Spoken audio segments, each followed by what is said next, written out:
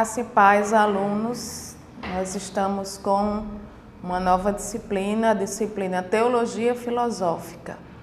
E é uma disciplina que tenta fazer uma aproximação da relação entre teologia e a filosofia da ciência. E essa proposta desse diálogo entre teologia e filosofia, nessa disciplina, ela se dará através da análise da proposta filosófico-teológica de Hermann Doierd, tá? Um pós-reformador, digamos assim, alguém que resgatou as ideias da reforma protestante, principalmente da reforma calvinista. Nessa disciplina nós vamos fazer um estudo de suas principais ideias e análise interpretativa de alguns de seus textos. Quem foi Hermann Doierd? Ele foi um holandês, né, que nasceu em 1894 e morreu em 1977. Ambos os acontecimentos se deram na cidade de Amsterdã. Foi um estudioso jurídico, era formado em Direito, mas por vocação se tornou um filósofo. Fez várias contribuições para a filosofia e outros pensamentos teóricos, incluindo a natureza da diversidade, a coerência na experiência cotidiana e as condições transcendentais para o pensamento teórico, a relação entre religião e filosofia. Mas antes de darmos início, propriamente aos temas tratados por Doierd, nós iremos fazer um panorama histórico pré e pós-reforma protestante. Porque, na verdade, Doierd ele é conhecido por desenvolver um neocalvinismo, uma corrente teológico-filosófica que, inclusive, nos dias atuais, está bem em alta, sendo bastante discutida. E para entender o que é calvinismo, neocalvinismo, a gente precisa compreender o que foi o movimento da reforma protestante, o que antecedeu, o que influenciou a reforma e depois as consequências da reforma protestante. O feudalismo, nós vamos começar por esse movimento chamado de feudalismo, um sistema político-econômico que surgiu durante a Idade Média. É um resultado da síntese entre a sociedade romana em decadência e a sociedade bárbara em evolução. Então, quando o Império Romano ele chega à sua decadência, ele chega a essa situação porque ele é invadido pelos povos bárbaros, chamados bárbaros, que vinham principalmente dos países nórdicos da Europa. E essa sociedade feudalista é uma junção desses dois movimentos, a decadência do Império Romano com o surgimento da sociedade bárbara na Europa. E o que é o Renascimento? Outro movimento bem importante, chamado também de Renascença. É o período da história da Europa, aproximadamente entre fins do século XIV, e o fim do século XVII. Vai do período de 1300 até 1700 depois de Cristo. O Renascimento ele trouxe várias mudanças, E a principal delas que nós temos que compreender é que até aquele momento quem determinava todo o pensamento era a Igreja Católica Apostólica Romana.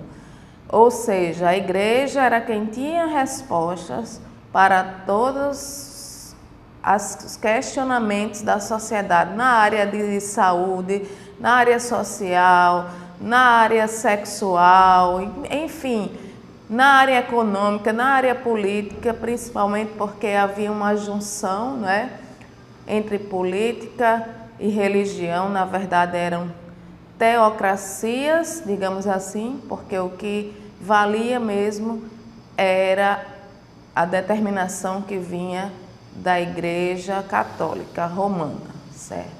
Mas o Renascimento vai ter uma característica ímpar e super importante da mudança de visão de mundo. Ele foi um movimento cultural, marcou essa fase de transição de valores, de uma transição de um mundo medieval para um mundo totalmente novo. E quem vai emergir? A burguesia, que é uma nova classe social. E onde aconteceu o Renascimento? Onde começou? Na Itália, primeiramente, que foi o centro irradiador dessa revolução nas artes, na literatura, na política, na religião, nos aspectos socioculturais. E muitos acham que a Renascença, o Renascimento, teve a ver somente com a arte. Não.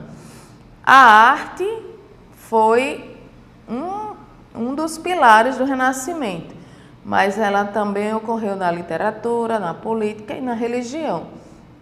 E o Renascimento ele vai se propagar da Itália, ele vai principalmente para a Inglaterra, Alemanha, os chamados Países Baixos e com menor ênfase em Portugal e Espanha. E o que é o Renascimento? Por que chamado de Renascimento? O que renasceu? O que voltou? É uma volta aos valores greco-romanos, tá? Retomados pelos artistas, e o nascimento de um universo totalmente diferente, ou seja, foi uma ruptura com o modo de vida mergulhado nas sombras do fanatismo religioso, né? Porque a igreja, ela tinha todo o domínio sobre as pessoas, sobre o pensamento humano, sobre as artes, sobre a cultura. Então, o que a igreja não considerava certo era automaticamente rejeitado e se tornava até crime, não é? Por isso, muitas pessoas morreram, né, em torturas e nas fogueiras, queimados vivos. Por quê? Porque qualquer questionamento aos dogmas, à doutrina imposta pela igreja, era punido dessa forma. Então, se fala muito na caça às bruxas. Não foram só as bruxas feiticeiras que morreram na fogueira, mas poetas, tá? Escritores, pintores, porque eles começam a trazer uma nova interpretação dos fatos da vida humana. Então, do fanatismo religioso, desperta aí uma esfera materialista e antropocêntrica. Materialista por causa do surgimento da burguesia, que é uma nova classe social que vai ascender socialmente, certo? Eles vão ser comerciantes e vão começar a enriquecer. E para a Igreja Católica o enriquecimento e o lucro era sinal de pecado, só eles poderiam enriquecer, né? Não as pessoas. E antropocêntrica porque vai agora ser a figura do homem, o centro, não é, do pensamento, né, que vai permear essa época. Se desloca do divino para o humano. Tá? Antes a ênfase era no divino, agora um divino interpretado conforme os dogmas e doutrinas da Igreja Católica, e passa para o humano, para o homem. Então, dentro do Renascimento, sai a vertente conhecida como humanismo, onde o centro agora de tudo será o homem e não mais aquele Deus apresentado pela Igreja. Quem deu início ao Renascimento foi o italiano Giorgio Vasari, que teria usado a arte dele para explicar o esplendor artístico e cultural vivenciado na Itália neste período. E aí esse esplendor artístico vai se destacar, vai repercutir na pintura, na literatura e na ciência. Na verdade, o Renascimento vai ser a libertação dos artistas, que eles agora vão poder expressar as suas obras, expressar as suas ideias, porque até então a igreja dizia que não era possível. A arte somente é sacra, não é? Somente os santos católicos, literatura somente a Bíblia, mas lida pelos padres e bispos em latim. E a grande mudança se dará na ciência também. Por quê? Porque até então era proibido fazer ciência. Há provavelmente um atraso de 100 a 200 anos na medicina por causa desse cerceamento das pesquisas medicinais. Porque a igreja dizia que quem curava era Deus, através dos seus sacerdotes. Entendam bem. Não está se tratando aqui se Deus cura ou não. Nós sabemos que Deus cura sim. Mas naquela época a cura não vinha através de remédios, não vinha através da medicina, das ervas, que eram muito comuns. Então isso era considerado bruxaria. Por isso havia perseguição. Mas o Renascimento então traz esse resgate de que sim, é possível encontrar medicamentos através de pesquisas com plantas e com outros elementos da natureza, certo? Surge também uma classe muito importante que são os mecenas, que existe até hoje, né? Que são os patrocinadores das artes. Então os artistas faziam suas artes e os mecenas tratavam de comercializar. O homem é a peça principal, certo? Desse movimento renascentista e antropocêntrico, não é? Antropocentrismo quer dizer o homem é o centro, e vai se prolongar por pelo menos um século em toda a Europa ocidental. Aí também vão surgir princípios hedonistas, além do antropocentrismo. Isso é explicado por quê? Porque o homem agora é o centro. Então, o homem vai fazer uma busca no prazer, no momento presente, como tesouro maior do homem. O homem passa a ser individualista, porque como ele é o centro, vai haver uma exaltação do indivíduo e de sua liberdade dentro do grupo social. Tá? E surge também algo chamado racionalismo, tá? Porque até então toda a explicação era dada pelos dogmas interpretados pela igreja, e agora as explicações para fenômenos, para doenças, para causas sociais, passam a ter uma interpretação racionalista devido a essa centralização no homem. Então, a razão passa a dar respostas aos problemas da sociedade. E há um fato bastante interessante que vai marcar essa época, que é Galileu Galilei, né? Um cientista que até então a igreja dizia que a Terra, o planeta Terra, né? Era o centro do sistema planetário, e aí Galileu, antes dele Copérnico, que constrói um telescópio, né? Galileu constrói um bem mais potente. E eles vão então descobrir que, na verdade, o Sol era o centro do sistema planetário. Por isso, Galileu vai ser condenado à fogueira, mas aí ele se retrata para não morrer. Há poucos anos, né, há poucas décadas que a Igreja Católica reconheceu que ele tinha razão. Já Paracelso, ele vai explorar as drogas medicinais e seu uso, enquanto Gutenberg vai descobrir um novo meio de reproduzir livros. Prestem atenção, porque essa questão da reprodução de livros vai ser fundamental para a expansão da Reforma Protestante, certo? Então, o Renascimento é um resgate, na verdade, da antiguidade clássica grega, principalmente das ideias de Aristóteles, Platão e Sócrates. E também a gente vai estudar agora sobre a própria Reforma Protestante, né? Por que o Renascimento vai influenciar a Reforma Protestante? A Reforma Protestante aconteceu em 1517, o seu início.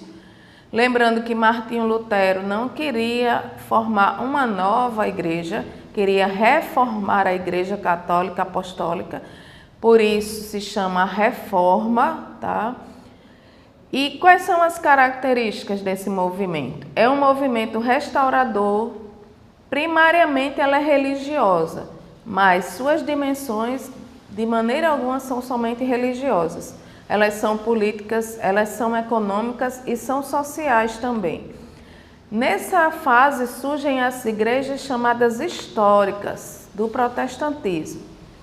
E quais são as 4 manifestações da reforma protestante? As 4 principais: o luteranismo, o calvinismo, o anabatismo e o anglicanismo, que nós vamos ver cada um deles. Causas da reforma protestante: a situação da Igreja Católica medieval, essa questão de que a igreja determinava quem deveria viver, quem deveria morrer, o que era certo, o que era errado. Muitos povos, muitos países estavam insatisfeitos, tanto politicamente como religiosamente. Era preciso que dessem doações para a construção da Basílica de São Pedro, o que nós conhecemos hoje como Vaticano. Então, os reis, os príncipes já não aguentavam mais dar dinheiro para a Igreja Católica. A cada vez mais a Igreja cobrava mais impostos. O nacionalismo emergente, ou seja, cada país queria ter o seu reconhecimento, as suas características como país e não serem liderados por um centro chamado Igreja Católica Apostólica. Preparação. Antes dos reformadores, nós tivemos os pré-reformadores. John Wycliffe, John Hus, são dos mais conhecidos, tá? E o que é que eles, por que eles lutavam? Pelo quê? Pela tradução das escrituras nas línguas locais. Lembrando que as escrituras elas estavam em latim, só os sacerdotes sabiam latim, essa língua, e eles liam a Bíblia nas missas em latim, então as pessoas não entendiam. Então, poderia se pregar qualquer coisa como verdade absoluta.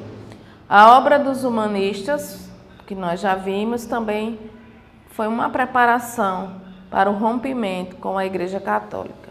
Qual foi o estopim da reforma? A experiência religiosa de Lutero, lendo a Bíblia, ele pôde ver que vários dogmas que eram dados como verdade absoluta realmente não eram assim. Não estava assim na Bíblia. A eleição do Sacro Imperador Romano, tá? E a escolha do arcebispo de Mainz, que foi Alberto de Brandemburgo, que esse homem foi um verdadeiro terror, para os países, pois ele aumentou significativamente a perseguição e também os impostos pedidos aos países para a igreja.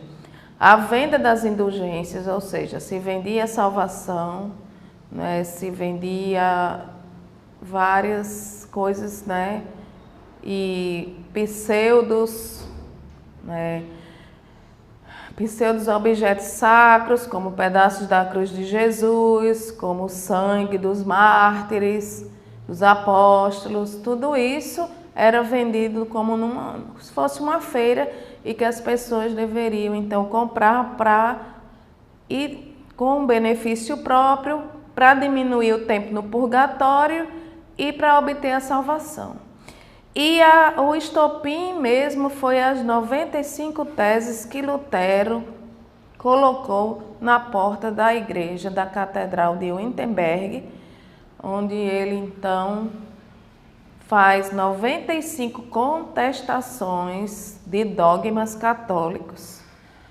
E ele não fez isso do dia para a noite, ele vinha estudando cada um desses dogmas e ele então vai e contesta essas teses, que a igreja dizia ser verdade.